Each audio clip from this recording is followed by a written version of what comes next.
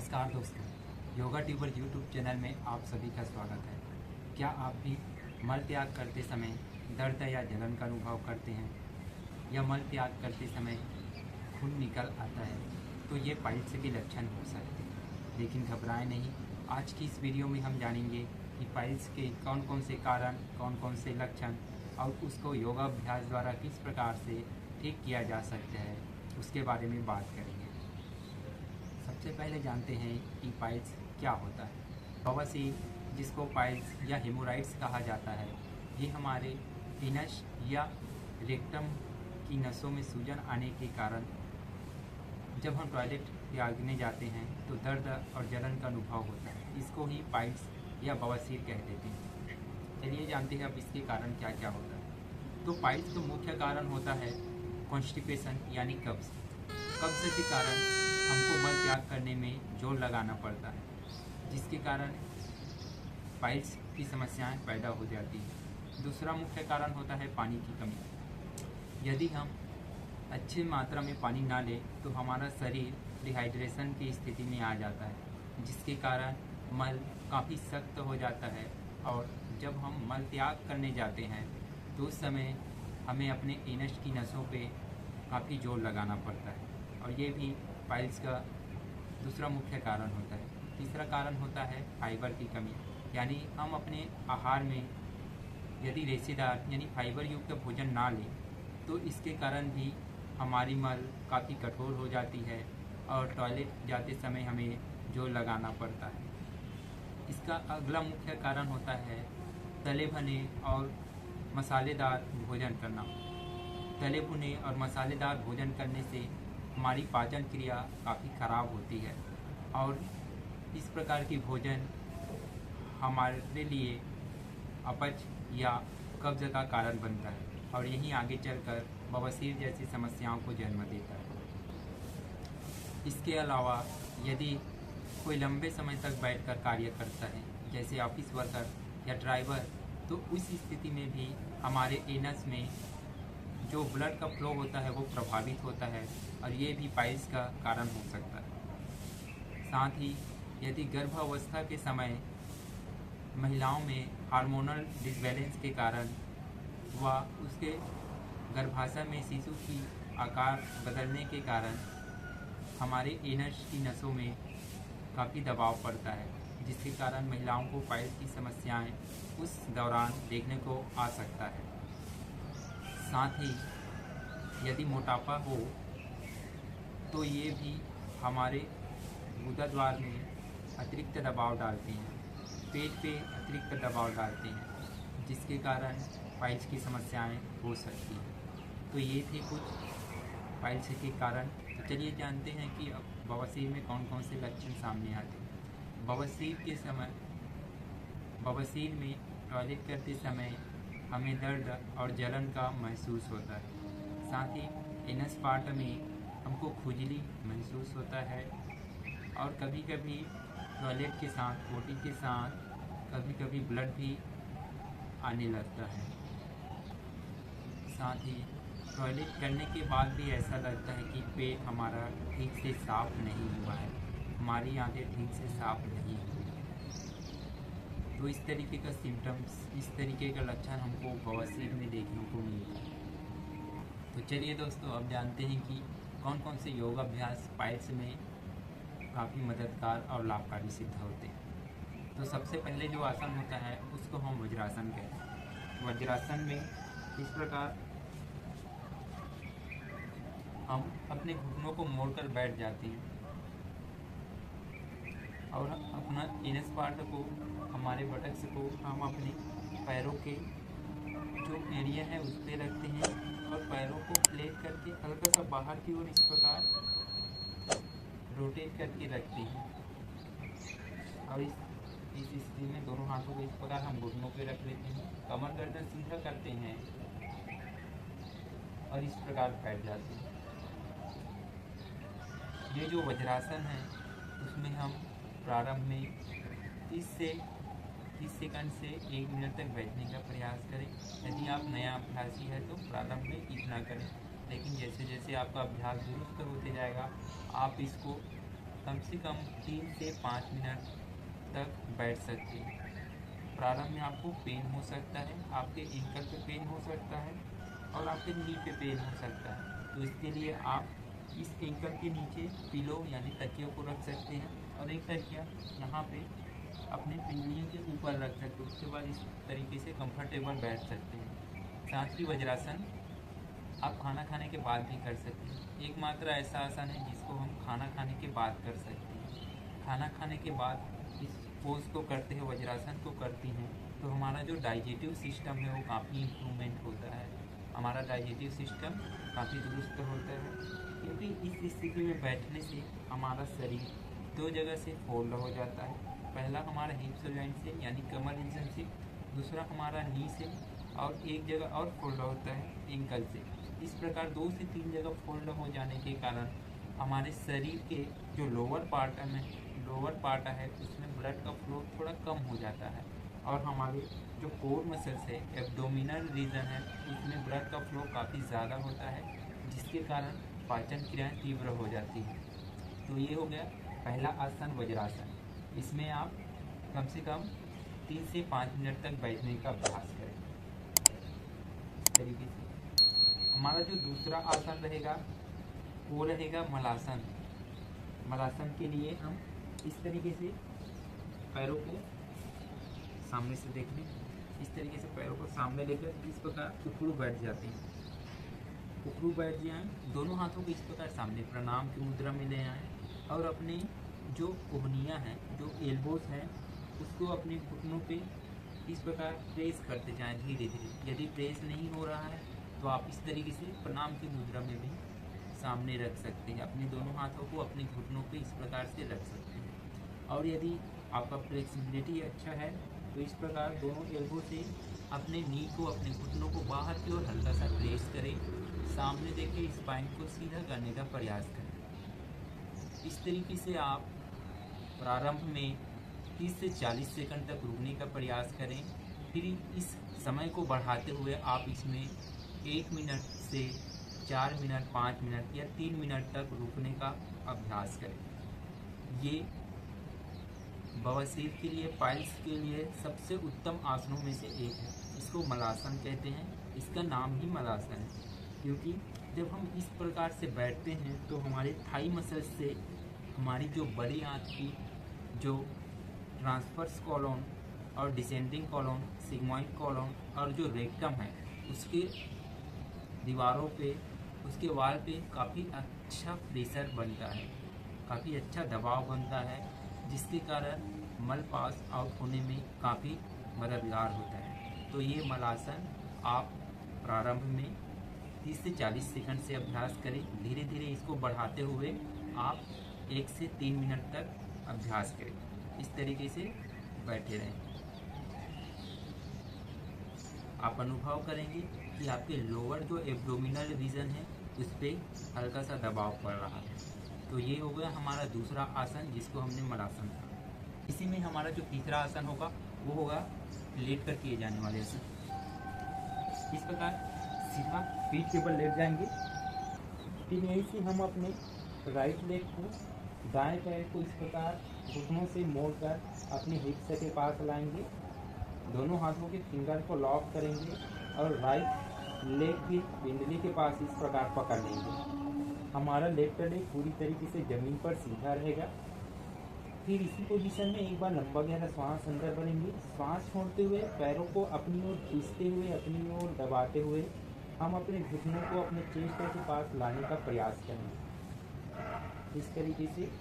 और यदि आप सर्वाइकल से पीड़ित नहीं हैं, यानी आपको गर्दन में किसी भी प्रकार की समस्या या किसी भी प्रकार का दर्द नहीं है, तो इस तरीके से श्वास छोड़ते हुए अपने फॉरहेड को या अपने नोसर को अपने घुटनों से टच करने का प्रयास करेंगे। पूरा श्वास बाहर छोड़ेंगे और सामान्य श्वसन प्रश्वसन की क्रिया करते रहेंगे। इस तरीके से आप इस स्थिति में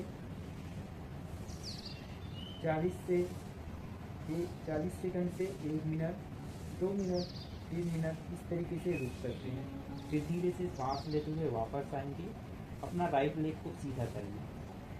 फिर इसी को दूसरे पैर से अभ्यास को दोहराएंगे। अपना लेफ्ट लेग फोल्ड करके हिप्स के पास लाएंगे, दोनों हाथों से फिंगर को लॉक करेंगे, लेफ्ट लेग के पिंडली के पास इस प्रकार से पकड़ लेंगे।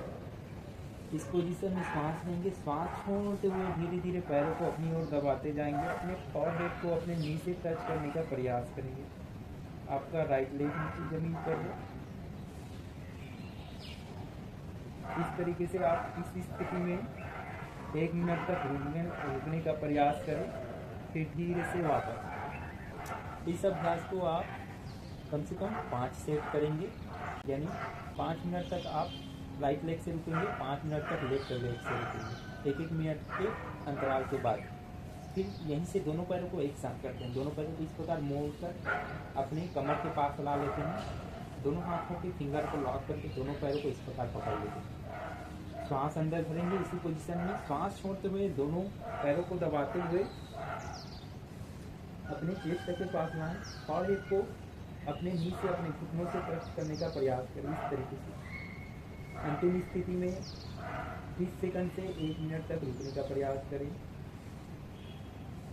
फिर धीरे से सांस लेते हुए वापस आ जाएं। तो इसको भी आप 5 से 7 चक्र तक, 5 से 7 आवृत्ति तक करेंगे। ये हमारा एक अभ्यास हुआ। इसी को आप 5 बार या 7 बार करेंगे। ये जो आसन हुआ इसको बोला जाता है सुप्त पवन मुक्त आसन।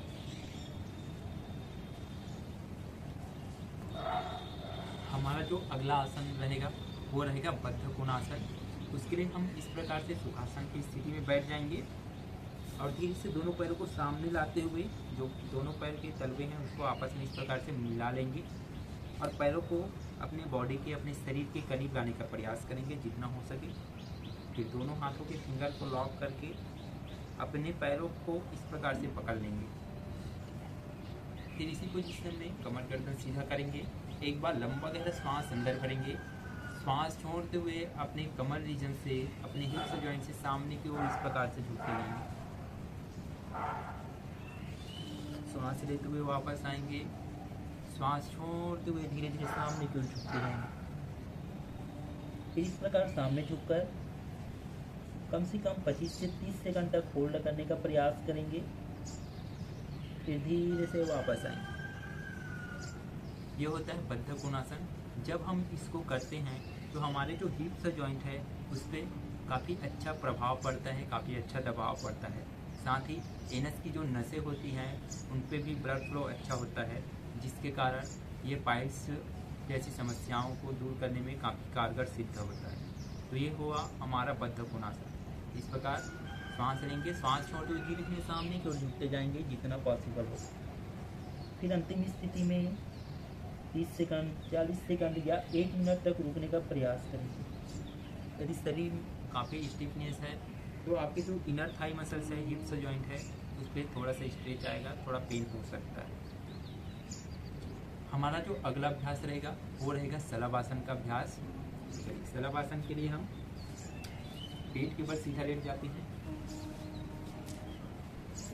इस प्रकार पेट के बल लेट जाने के बाद हम अपने दोनों हाथों को अपने थाई जंघाओं के नीचे रख लेते हैं, दोनों पैरों को एक साथ मिला के रख लेते हैं। फिर यहीं से हम सांस लेते हुए धीरे धीरे दोनों पैरों को एक साथ अप करते हैं। सांस लेंगे, सांस लेते हुए धीरे धीरे पैरों को ऊपर की ओर उठाते जाते हैं, जितना आप उठा सकते हैं उतना। फिर सांस छोड़ते हुए धीरे धीरे नीचे, सांस लेते हुए धीरे धीरे दोनों पैर आप, फिर सांस छोड़ते हुए धीरे धीरे नीचे। फिर इसी स्थिति में सांस लेते हुए धीरे धीरे आप करें और होल्ड करें। इस तरीके से दोनों पैर को ऊपर उठाकर आप अपनी क्षमता अनुसार 30 से 1 मिनट तक होल्ड करने का प्रयास करेंगे।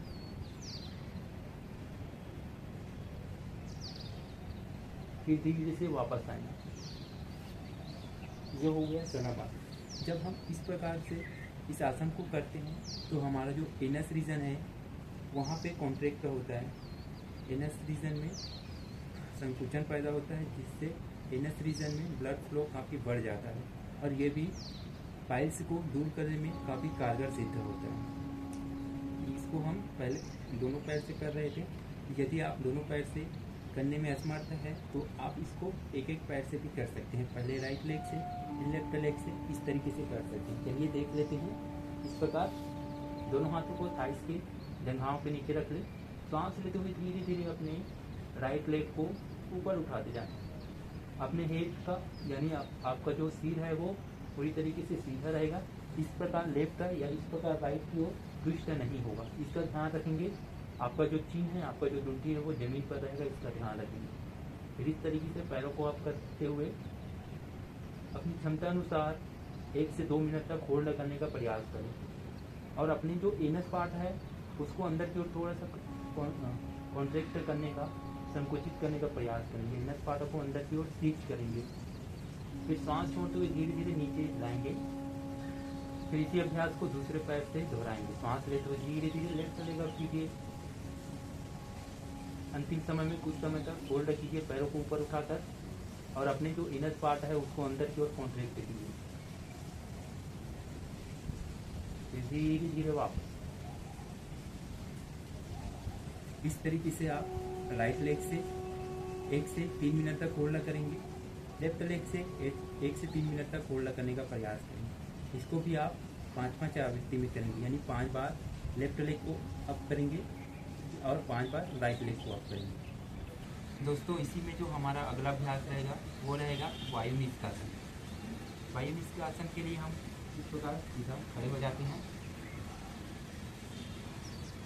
सामने से देखते हैं, इस प्रकार सीधा खड़े हो जाते हैं। दोनों पैरों के बीच जो शोल्डर लेवल है उससे हल्का सा थोड़ा और ज़्यादा गैप देते हैं। इस प्रकार से फिर सामने झुकते हुए हमारे जो हाथों की 4 उंगलियां हैं, अंगूठा को छोड़कर बाकी की 4 उंगलियां को अपने पैर के तलवों के अंदर रखते हैं और अंगूठा पैर के ऊपरी हिस्से में रहे। एक बार देखिए, इस प्रकार 4 उंगलियां पैरों के तलवे के अंदर और अंगूठा इस प्रकार बाहर रखेंगे। पैरों के बीच हल्का सा गैप देंगे इस प्रकार से।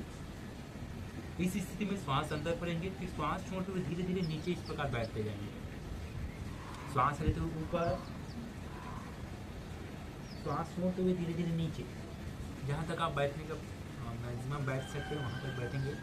सांस लेते हुए आप, सांस छोड़ते हुए डाउन, इनहेल अप, एक्सहेल करते हुए डाउन। ये होता है वायु निष्कासन। ये भी पाइल्स के लिए, बवासीर के लिए काफ़ी फायदेमंद आसन है। दोस्तों, ये हो गया योगाभ्यास। अब जानते हैं कि कौन कौन से प्राणायाम हैं जो पाइल्स में कारगर सिद्ध होते हैं। तो इसमें जो पहला प्राणायाम होता है वो होता है नाड़ी शुद्धि प्राणायाम। नाड़ी शुद्धि प्राणायाम के लिए हम अपने राइट हैंड के जो थंब है उससे राइट नोजल को इस प्रकार से बंद करेंगे।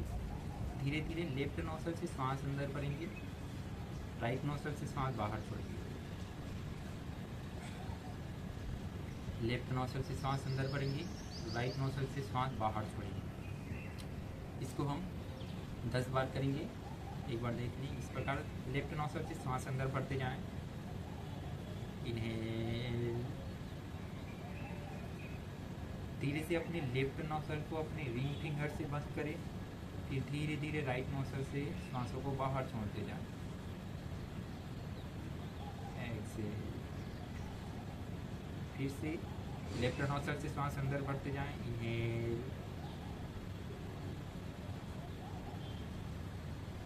लेफ्ट नोजल को रिंग फिंगर से बंद करें।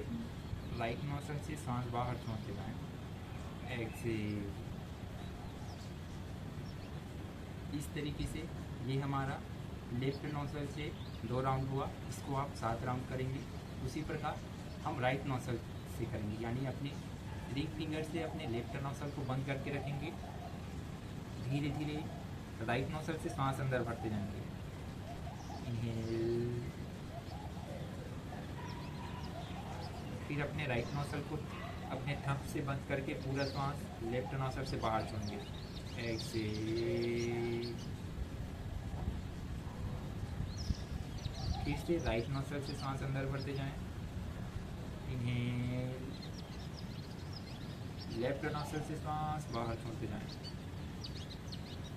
एक्सहेल। ये हुआ 2 राउंड राइट नोजल से इनहेल और लेफ्ट नोजल से एक्सहेल। इसको भी आप 7 बार राइट से इनहेल करेंगे, लेफ्ट से एक्सहेल करेंगे। 7 बार लेफ्ट से इनहेल, राइट से एक्सहेल। इसको 7 बार करेंगे। ये होता है नाड़ी शुद्धि प्राणायाम। जैसे जो अगला अभ्यास होगा वो होगा कपालभाति प्राणायाम। कपालभाति प्राणायाम के लिए इस प्रकार दोनों हाथों को ज्ञान की मुद्रा में दोनों घुटनों पे रख लें। फिर हम अपने पेट में स्ट्रोक के साथ सांसों को बाहर छोड़ते जाएंगे, जबकि सांसें जो होंगी वो स्वाभाविक रूप से शरीर के भीतर प्रवेश करेंगी। हमें श्वास लेने पे बिल्कुल भी एफर्ट नहीं लगाना है। हमको पूरा फोकस श्वास बाहर छोड़ने पे लगाना है। श्वास बाहर छोड़ते हुए पेट को स्ट्रोक लगाने पे लगाना है। चलिए देख लें इस प्रकार से। जब बाहर छोड़ेंगे तो हम अपने पेट को अंदर की ओर खींच करेंगे, हल्का सा अंदर की ओर स्ट्रोक लगाएंगे और श्वास को बाहर छोड़ेंगे। लेकिन आप इसको ज़्यादा गति में नहीं करेंगे। कोशिश करेंगे कि 1 सेकंड में केवल 1 स्ट्रोक लगाएं। बड़े ही आराम के साथ, बड़े ही स्मूथ के साथ इस अभ्यास को करेंगे।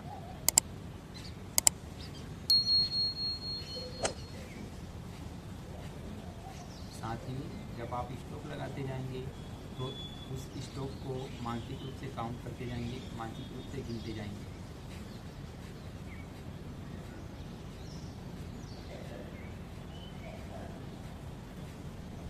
इस तरीके से आप स्ट्रोक लगाते जाएंगे और सांस को बाहर छोड़ते जाएंगे।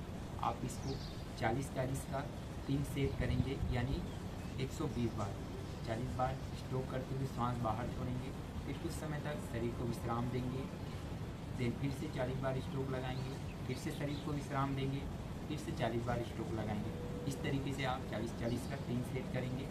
और यदि आपका अभ्यास दुरुस्त होता जाएगा तो आज आप इस अभ्यास को और बढ़ाते जाएंगे, स्ट्रोक के काउंट को और बढ़ाते जाएंगे। फिर लास्ट में कम से कम 3 से 5 मिनट तक कपालभाति प्राणायाम का अभ्यास जरूर करें। फिर अगला जो अभ्यास रहेगा वो रहेगा भस्त्रिका प्राणायाम। भस्त्रिका प्राणायाम के लिए हम दोनों हाथों को इस प्रकार अपने कुंभी से फोल्ड करके अपने शरीर के सामने और हाथों को, हथेलियों को इस प्रकार अपने शोल्डर के सामने रख देते हैं। फिर इसी में फोर्सफुली सांस अंदर भरते हैं, फोर्सफुली सांस बाहर छोड़ते हैं। सांस अंदर भरते हुए दोनों हाथों की इस प्रकार आप करेंगे। सांस छोड़ते हुए धीरे से नीचे की ओर लाएंगे। झटके के साथ तेजी से सांस अंदर भरते हैं, तेजी से सांस बाहर छोड़ते हैं। चलिए भस्त्रिका प्राणायाम। Inhale, Excel, 2,